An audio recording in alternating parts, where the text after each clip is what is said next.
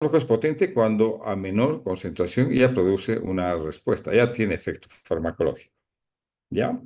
Y la eficacia máxima es el efecto máximo terapéutico que puede alcanzar un fármaco después de que se une a los receptores, ¿ya? En esta curva tenemos cuatro fármacos con distintas potencias y eficacias. Por ejemplo, los medicamentos A y B son más potentes que los medicamentos C y D. ¿Por qué? Porque a menor dosis ya producen una respuesta determinada, ¿ya? Fíjate, el B es más potente que el A porque a menor dosis ya produjo una intensidad de respuesta, ¿ya? El fármaco A, por ende, es menos potente que el B porque necesita más dosificación para producir ya una respuesta. ¿Listo? Ahora, ¿qué es eficacia? Eficacia es el efecto máximo que pueden producir. Y en estas curvas vemos que el fármaco B es menos potente que los fármacos A, C y D. ¿Por qué? Porque no llega a producir el efecto máximo. No llega a producir. Y este es el concepto de un agonista parcial. Esta es la curva del fármaco B de un agonista parcial. ¿Ya? Es un agonista que acciona los receptores, pero aún así no logra producir máxima intensidad de efecto. ¿Ya? Entonces, si comparamos, en cuanto a potencia, digamos, el fármaco B es más potente que el A es más potente que el C es más potente que el D. Ahora, si comparamos eficacia máxima, el B es el fármaco menos eficaz comparando con el A, el C y el D que tienen eficacias comparables. ¿Estamos? Entonces, lo que buscamos nosotros desde el punto de vista terapéutico a veces es potencia, o sea, y eficacia al mismo tiempo. ¿Ya? Por ejemplo, al tratar una crisis hipertensiva o al tratar un espasmo bronquial en un paciente en crisis asmática. Necesitamos un fármaco potente y eficaz, ¿no es cierto? Entonces le damos un fármaco que pueda producir una broncodilatación rápida y pueda disminuir la secreción bronquial y pueda ventilar mejor la vía aérea. ¿Vamos? Entonces necesitamos un fármaco potente y eficaz. Pero a veces en tratamientos largos, en tratamientos a largo plazo, necesitamos más fármacos eficaces que potentes. ¿Ya? Entonces, elegiremos quizás un broncodilatador de acción intermedia del tipo, digamos, de los antimuscarínicos, digamos, ¿no es cierto? O fármacos broncodilatadores o que tengan un efecto antiinflamatorio, digamos, sostenido como los corticosteroides inhalados, digamos, ¿no? Que puedan mantener una vía aérea desinflamada y una menos reactividad bronquial. ¿Listo? Entonces, ese es un poco el ejemplo que damos cuando hablamos de potencia y eficacia, y esta curva es la que nos ayuda a comparar ambos conceptos, ¿ya? Potencia y eficacia. Muy bien. Veamos ahora cuáles son las implicaciones de un antagonismo farmacológico competitivo y no competitivo, ¿ya? Dice, el grado de inhibición que produce un antagonista, ¿ya? Eh, puede variar dependiendo de algunas situaciones especiales que tiene el paciente, ¿ya? Puede ser de que tenga un mayor número de receptores o un menor número de receptores, ¿listo? Lo cierto es que la intensidad de la disminución del efecto del agonista va disminuyendo de manera progresiva, pero en algunos individuos hay una variación importante. Es decir, no es la misma intensidad de disminución del efecto. En algunos puede ser más rápida, en otros puede tardar más. Esto es una variante individual, ¿ya? La recomendación ante esta realidad es de que nosotros debemos siempre individualizar la farmacoterapia, ¿ya? Ahora, hay otra situación, ¿ya?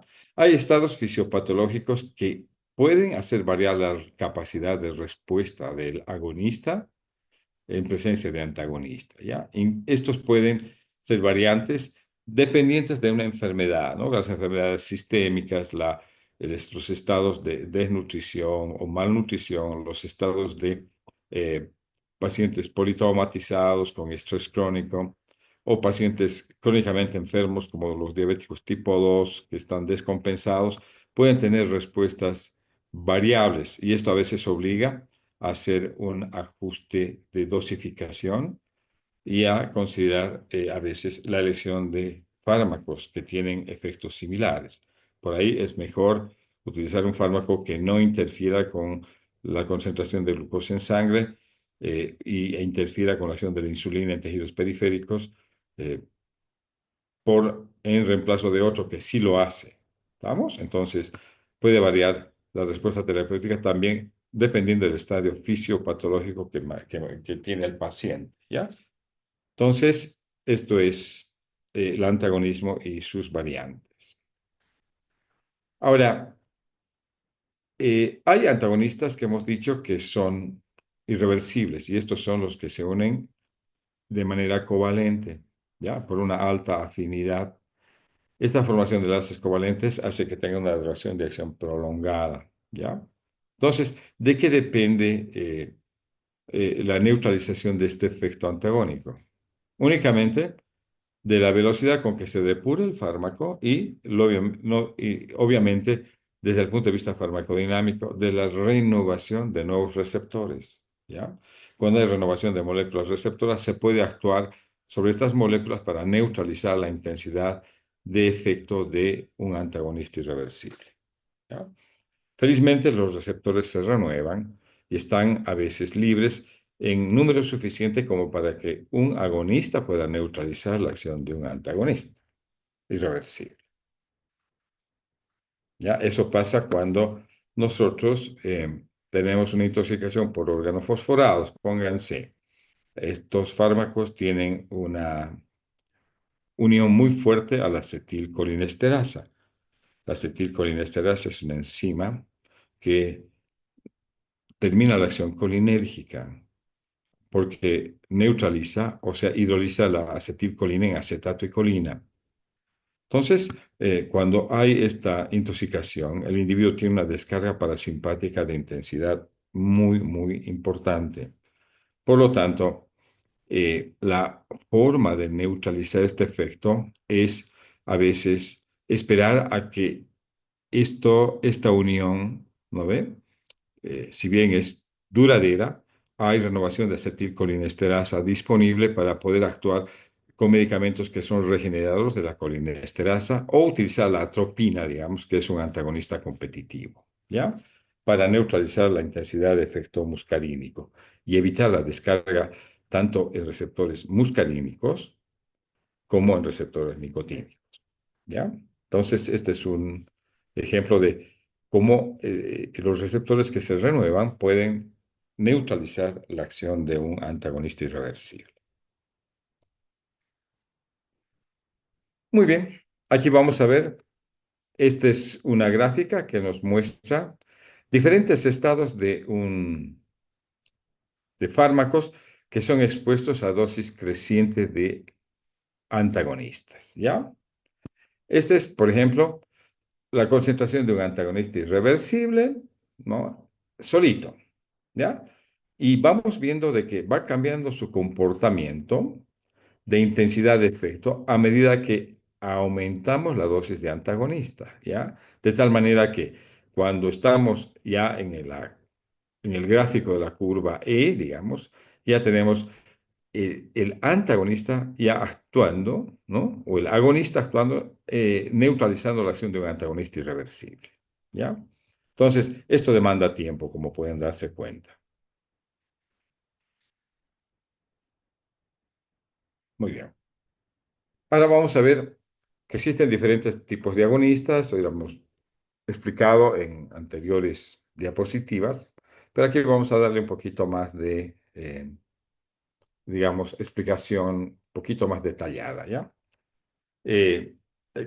Concepto de un agonista parcial, un agonista total y un antagonista competitivo puro. El agonista parcial, desde el punto de vista de ocupación de receptores, ¿ya? Fíjense, eh, estos agonistas parciales se unen a receptores, ¿ya? Pero no activan totalmente. Por lo tanto, aunque se unan a la totalidad de los receptores, nunca producen una respuesta máxima. Se quedan siempre a medio camino, ¿ya? Y esto no se debe porque no son menos afines, sino porque hay ya de por sí una eficacia disminuida, es decir, no llegan a activar del todo la respuesta esperada. Por lo tanto, son de eficacia disminuida. Entonces, el agonista parcial tiene que ver con una eficacia disminuida. Esa es la relación directa. ¿Ya? ¿Qué es un agonista total? Obviamente, el agonista total es el fármaco que al unirse a un determinado número de receptores es capaz de producir la respuesta máxima, es decir, es eficaz, tiene eficacia llamada máxima. ¿Ya? Muchas veces nosotros necesitamos agonistas totales para revertir efectos, digamos, adversos que se producen, no por fármacos, sino a veces producto de descompensaciones en pacientes crónicamente enfermos, ¿ya? Por ejemplo, digamos, hipotensión severa en un paciente pónganse crónicamente enfermo. Por ejemplo, hipotensión ortostática en un paciente que recibe o que ha dejado de tomar su antihipertensivo, ¿no es cierto? Entonces, a veces necesitamos agonistas totales para levantar la presión arterial, ¿no ve? Pueden ser estimulantes beta o los fármacos que son alfa 1 agonistas, ¿no? Que aumentan la resistencia vascular periférica y suben la presión. O también, fíjense, se necesitan a veces agonistas totales cuando el paciente tiene una reacción alérgica severa, ¿cierto? Un shock anafiláctico. ¿Ya? Hay una hipotensión severa y hay un desorden muy importante a nivel hemodinámico. Por lo tanto, agonista total, como la adrenalina, por ejemplo, es un fármaco que puede, gracias a su respuesta máxima, cambiar la situación y estabilizar un paciente. Muy bien. Seguimos. Un antagonista competitivo. Fíjate, hemos dicho es un fármaco que ocupa el receptor, pero a su vez no interactúa. Es decir, interactúa, pero no cambia la estructura del receptor. ¿Ya? No llegan a activar. Pero sin embargo, impiden la acción del agonista endógeno. Por lo tanto, producen el efecto contrario. ¿Listo? Entonces, el antagonista competitivo, esto es un antagonista, perdón, este es el mecanismo de acción de un antagonista competitivo puro, ¿ya? Entonces, inhibe de manera progresiva la respuesta al agonista, hemos dicho. Y finalmente, si es que hay un fármaco que es agonista competitivo y aumenta en su concentración y se da simultáneamente, digamos, con este compuesto antagónico, puede neutralizar su efecto, ¿ya? Pero en general, los antagonistas competitivos lo que hacen es inhibir de manera progresiva la respuesta al agonista. ¿Estamos? De tal manera que se evite la respuesta al agonista, ¿no? Por ejemplo, el bloqueo beta 1 en receptores beta 1 miocárdicos, ¿no? Siempre utilizo este ejemplo porque es más fácil de entender. Además, ustedes ya saben fisiología y más o menos entienden la capacidad el efecto de un beta 1 agonista en el receptor cardíaco, ¿no es cierto? Que aumenta todas las funciones del miocardio, ¿no? Excitabilidad, velocidad de conducción, fuerza de contracción y el cronotropismo. Entonces, un antagonista competitivo va inhibiendo de manera progresiva esta situación porque atenúa poco a poco la respuesta al beta 1. Va ocupando el beta 1 y neutraliza la acción del agonista, ¿ya? Hasta inhibir la respuesta. Muy bien. Esta es una gráfica que nos ayuda a entender también el concepto de agonista parcial, agonista completo, antagonista y agonista inverso, ¿ya? Fíjense. Eh, un agonista completo es aquel fármaco que produce una respuesta máxima, ¿no? Un agonista parcial es un fármaco que no produce una respuesta máxima, sino es una respuesta de estimulación parcial o una eficacia parcial. No llega a ser un efecto máximo, o sea, no es tan eficaz. Y esto tiene que ver con eficacia, ¿ya? El antagonista ocupa el receptor y evita la acción de los agonistas. ¿Listo? Y hay fármacos que tienen este comportamiento, ¿ah? Que son agonistas inversos, es decir, se unen al receptor y bajan el umbral de respuesta a cualquier agonista, a tal punto que se necesita mucha dosis de agonista para producir respuesta o efecto farmacológico. ¿Listo? Entonces, el agonista inverso es como baja el umbral, un compuesto que baja el umbral de respuesta al receptor a un punto negativo. ¿Ya? Entonces, ese es el concepto de agonista inverso. Vamos a dar ejemplos cuando veamos farmacología clínica. Muy bien, vamos a ver tres conceptos también importantes en farmacodinámica, ¿ya? Te dice eh, acoplamiento, te dice eficacia y se dice sensibilidad. O sea, vamos a ver qué significa cada una de ellas. Van a escuchar ustedes o leer, cuando lean, van a estudiar ustedes mucho estos conceptos, ¿ya? Van a ver que reiteradamente aparecen en la descripción y en la explicación de este tema. Vamos a explicar paso a paso, ¿ya? ¿Qué es acoplamiento? ¿Ya? Es decir, el acoplamiento significa ocupación del receptor y, digamos, el tiempo para que éste responda. ¿Listo? Entonces, se dice que es un proceso de transducción entre la ocupación del receptor y el inicio de la respuesta. ¿Ya? Ahora, ¿de qué depende este acoplamiento? Depende mucho del ambiente iónico, de de las características del fármaco y del receptor. ¿Ya? Eso es acoplamiento. Es un proceso de transducción entre la ocupación y el inicio de la respuesta. En cambio, ¿qué es la eficacia? Es lo que viene después del acoplamiento, obviamente, ¿no es cierto? Es decir, ya es la respuesta que uno obtiene ¿no? A la unión fármaco-receptor. ¿Listo? Y esta eficacia está condicionada por la capacidad de acoplamiento del medicamento al receptor. ¿Listo? O sea, si hay un buen acoplamiento, hay una buena intensidad de respuesta. ¿Ya? ¿Y qué es el concepto de sensibilidad? Es decir, esto se refiere a los receptores, ¿ya? Es decir, es la capacidad que tiene el receptor de producir una intensidad de respuesta diferente o variable dependiendo del fármaco con el que se encuentre o con el que se acople, ¿ya? Hay fármacos que tienen, o sea, hay receptores que tienen más sensibilidad a algunos compuestos que a otros, ¿ya? Se dice que es más sensible, ¿no? A algunos compuestos cuando hay una rápida respuesta, ¿no? Con menor ocupación de receptores. Se dice que es poco sensible cuando se une a un compuesto terminado y nunca produce una o sea, una reacción de intensidad mayor o una reacción esperada. Siempre es una reacción de menor intensidad. ¿Ya? Tres conceptos explicados: acoplamiento, eficacia y sensibilidad.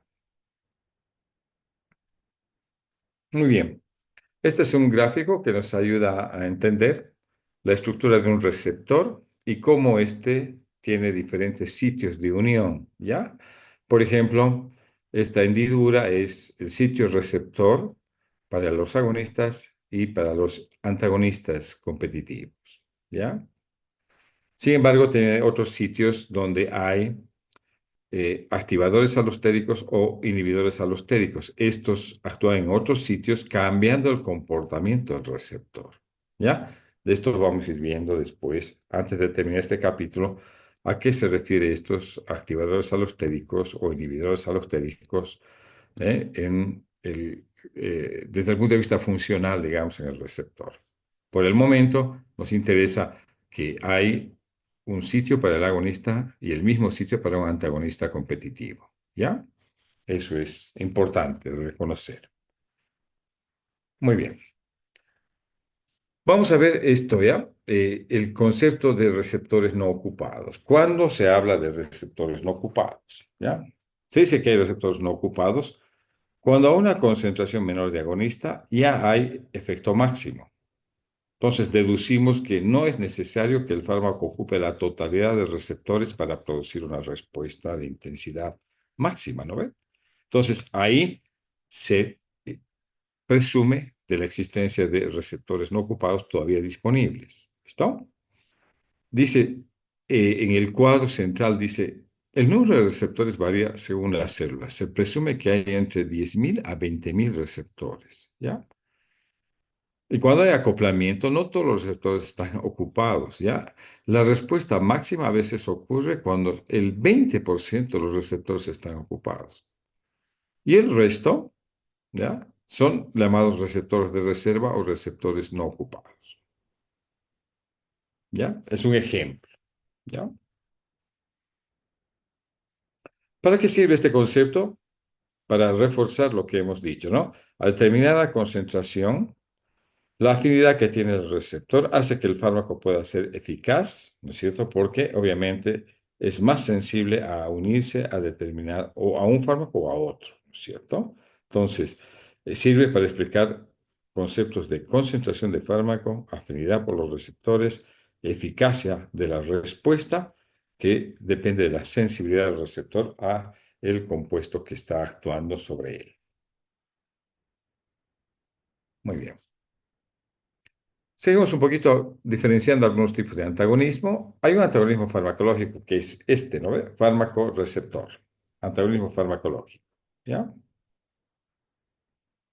Entonces, puede ser competitivo o no competitivo, ya hemos visto con bastante detalle, ¿no ve? Pero hay otros tipos de antagonismo, ¿ya? Hay un antagonismo llamado fisiológico y hay un antagonismo químico. ¿Listo?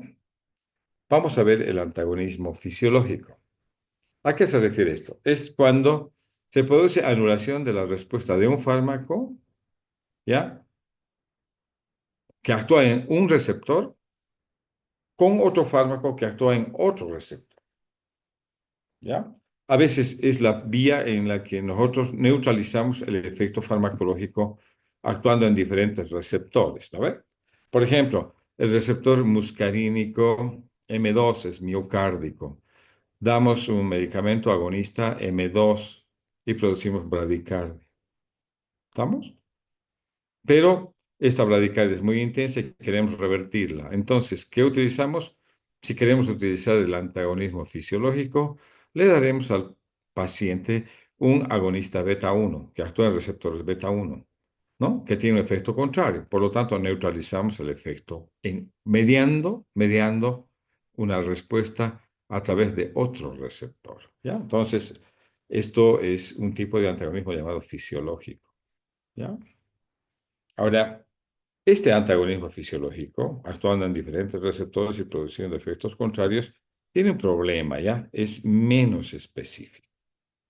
¿Listo? A veces se recomienda utilizar mejor el antagonista competitivo. Es decir, si yo tengo una estimulación en el músculo cardíaco por un agonista M1 o M2 y me produce bradicardia, utilizaré un fármaco antagonista M2 que me revierta la bradicardia. ¿Me entienden? Entonces, esto sí es mejor, o sea, es más específico y es un efecto mejor controlado, ¿ya? Este es el antagonismo fisiológico, ¿ya?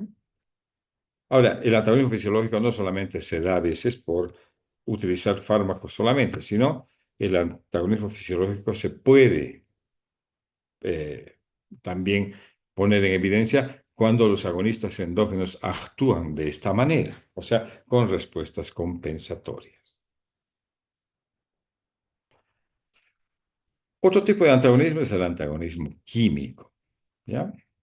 ¿A qué se refiere esto? No hay interacción con ningún receptor, es cuando se inactiva la respuesta por inactivación química entre sustancias dentro del organismo, ¿ya? Entonces, por ejemplo, si nosotros administramos heparina en un paciente que está, bueno, al que necesitamos anticoagular, y a veces el exceso de heparina puede dar efecto tóxico como el sangrado, ¿cómo neutralizamos la acción de la heparina?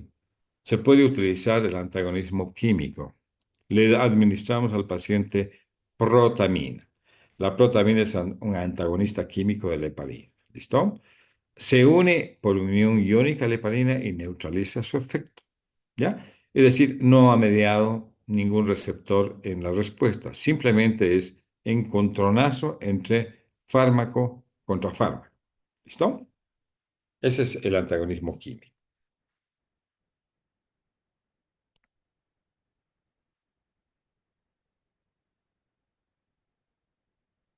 Muy bien. Ahora, eh, la interacción fármaco-receptor tiene importancia en farmacología, les digo, porque el concepto de clasificación de fármacos tiene que ver con la interacción de estos con los receptores. ¿Ya? Por ejemplo, van a ustedes ver a partir del capítulo de drogas autonómicas que muchos fármacos entran en la clasificación por el tipo de receptor en el que actúan. ¿No ven? Por ejemplo, tenemos agonistas adrenérgicos, como el ejemplo del cuadro, ¿no es cierto? De acción directa, de acción mixta y de acción indirecta. ¿Listo? Entonces, entre los fármacos selectivos, digamos, de acción directa, tenemos los alfa 1, los beta 1, los beta 2, y ahí está el listado de fármacos. Entonces, la interacción con receptores permite clasificar fármacos. ¿Ya? Ahora, a medida que se van conociendo más receptores, se van diseñando nuevos fármacos para que interactúen con estos nuevos receptores, ¿ya? Tanto en agonistas como en el capítulo de antagonistas. ¿Estamos? Entonces, ese es digamos, el impacto que tiene el conocimiento de los receptores y los fármacos que interactúan con ellos, ¿ya? La clasificación generalmente está basada por esta interacción fármaco-receptor. Muy bien, ahora vamos a explicar en una curva la relación que existe entre dosis y respuesta clínica, ¿ya? Y acá tiene que ver un poco también el concepto de potencia y eficacia, ¿no? Hemos dicho potencia es, un fármaco es potente cuando a menor concentración produce ya respuesta ¿no? Efecto terapéutico, si ustedes quieren, o efecto farmacológico, ¿ya? La eficacia es respuesta máxima terapéutica que puede obtener un fármaco, independientemente de la dosis, ¿no ve? ¿Ya? Entonces, en terapéutica nosotros buscamos siempre eficacia, pero a veces necesitamos potencia. Ya les he dado el ejemplo, ¿ya? Esta curva nos muestra, digamos, la potencia que está graficada en este eje horizontal, ¿ya? Y la intensidad de efecto que está explicada en el eje vertical, ¿no es cierto? ¿No? Arriba, el efecto máximo, ya, y en el eje, digamos, de horizontal, las diferentes potencias a las que ya hay respuesta farmacológica. Lógicamente, el primer fármaco es más potente que el segundo, pero en cuanto a eficacia, ambos tienen eficacia comparable o son de igual eficacia.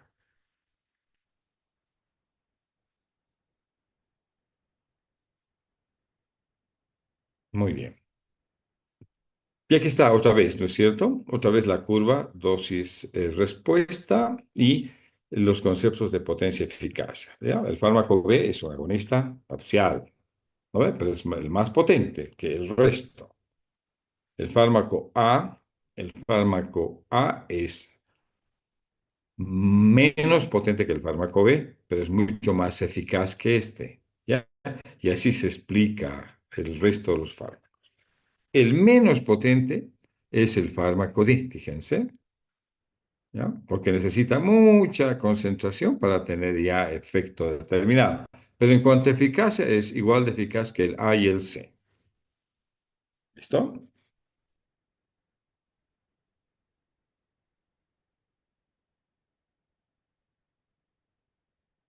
Muy bien. Nosotros buscamos siempre como concepto en terapéutica la eficacia máxima, les digo. Ese es el eh, resultado que queremos que se obtenga cuando hacemos una terapéutica, sea de corto, mediano o largo plazo. ¿Ya? ¿Estamos? Obviamente, un fármaco es eficaz cuando este fármaco es obviamente selectivo, eh, tiene una acción sostenida y tiene la menor toxicidad y tiene un margen de seguridad mayor, es decir, tiene un índice terapéutico amplio. Ese es el fármaco eficaz que buscamos.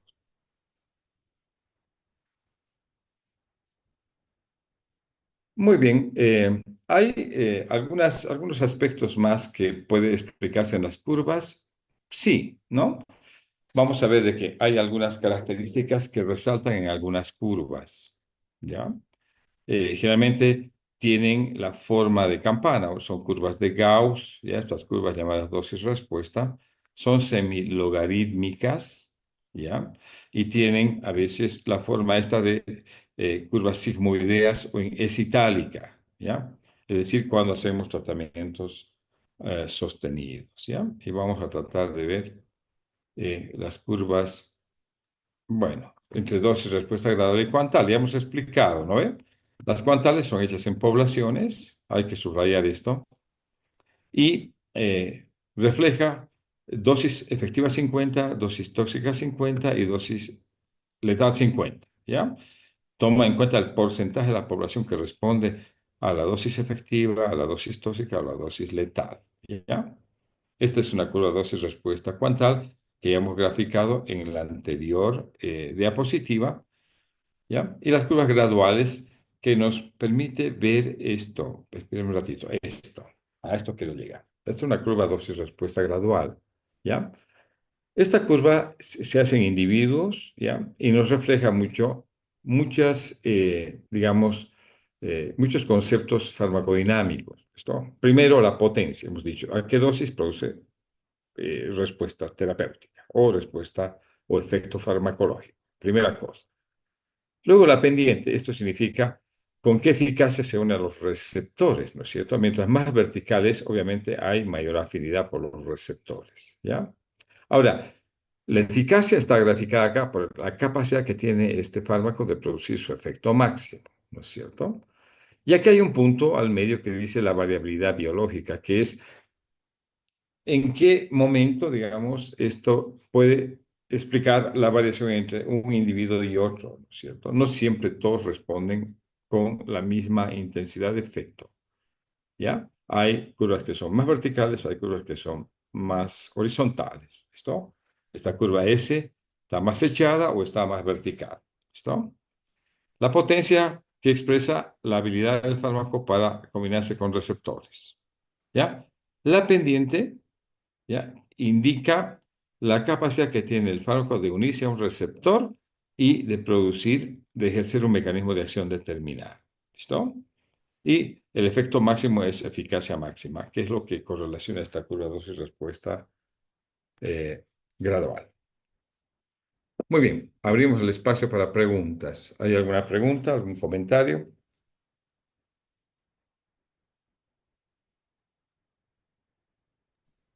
Doctor. ¿Sí? Eh, ¿Es lo mismo el agonistas inversos que los antagonistas o tiene alguna diferencia? En realidad, no. En realidad, el antagonista es un fármaco que se une al receptor y no produce ningún cambio conformacional en el receptor. En cambio, el agonista inverso sí produce. ¿Por qué? Porque baja el umbral de respuesta. ¿Me entiendes? Por eso que es diferente. ¿Ya? Los antagonistas no activan el receptor. O sea, no interactúan con él. En cambio, el agonista inverso sí cambia el estado conformacional, llevándolo a un estado de subestimulación o llevando a un estado por debajo de su umbral de estimulación.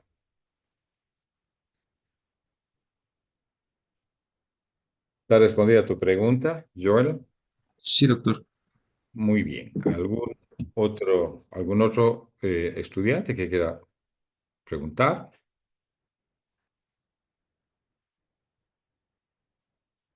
Bueno, muy bien. Si no hay más comentarios, entonces mañana nos vemos para terminar ya con este capítulo que es farmacodinámica. ¿Ya? Muy bien. Que tengan buenas noches y un feliz descanso. Buenas noches, doctor. Buenas Muy noches, bien. doctor. Buenas noches, Muy doctor. bien.